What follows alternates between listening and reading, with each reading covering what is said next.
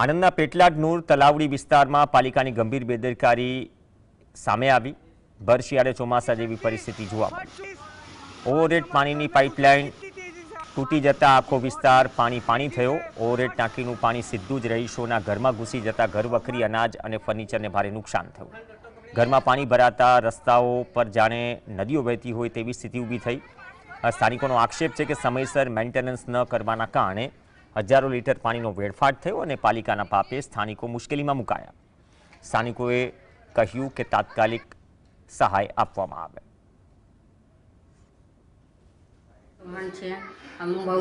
નૂર તલાવડી ગામમાં મારા ફળિયામાં બહુ પાણી ભરાઈ ગયું। આ ટાંકીને લીધે અમે લોકો હેરાન થઈ ગયા અને ટાંકી અમારે ઘર પાસે જ છે, એકદમ નજીક।